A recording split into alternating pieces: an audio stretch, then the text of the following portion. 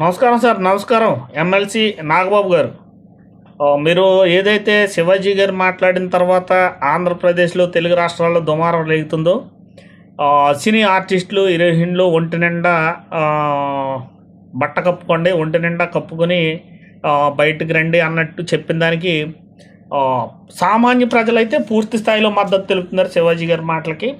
అయితే కొంతమంది ఏదైతే ఈ ఆఫ్ డ్రెస్సులతో తిరుగుతున్నారో వాళ్ళతో పాటు కొద్దిమంది మాకు హక్కు లేదా, మాకు స్వేచ్ఛ లేదని మాట్లాడటం కూడా జరుగుతుంది. కానీ సామాన్యులైతే మాత్రం 100కి ఇంచుమించు 99% శివాజీ గారి మాటలకి సంపూర్ణ మద్దతు తెలియపరుస్తున్నారు. అయితే మీరు పెట్టిన వీడియో కూడా చూడటం జరిగింది. చాలా బాగా మాట్లాడారు. మీరు మాట్లాడిన దాని సారాంశం, బట్టలు ఎలాగ వేసుకోవాలని రిస్ట్రిక్షన్స్ పెట్టవలసింది మీకు అంత అవసరం ఏముంది? మీకేం సంబంధం? ఇప్పుడు ప్రస్తుతం జరుగుతున్నటువంటి సమాజంలో జరుగుతున్న మార్పులు, అభివృద్ధి, అది అన్నిటిని చెప్పుకుంటూ ఎవరిష్టం వచ్చినట్టు వాళ్ళు వేసుకుంటారు.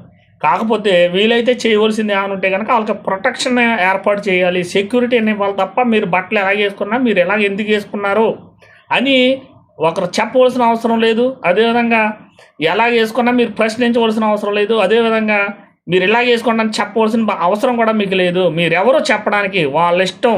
కానీ ఓన్లీ మనం చేయవలసింది సెక్యూరిటీని మాత్రమే ప్రొవైడ్ చేయాలి అలాంటి వారికి అని బాగా చెప్పారు. అయితే మీరు ఆల్రెడీ ప్రభుత్వం అధికారంలో ఉంది. ఈ కూటమి ప్రభుత్వంలో మీరు కూడా ఒక బాధ్యతాయుతమైనటువంటి ఎమ్మెల్సీగా మీరు కొనసాగుతున్నారు. కాబట్టి వీలైతే మీ ప్రభుత్వం ద్వారాగా మన ప్రభుత్వం ద్వారాగా ఒక మంచి జీవో ఒకటి మీరు చేయించి జీవో ఒకటి రిలీజ్ చేయాలి.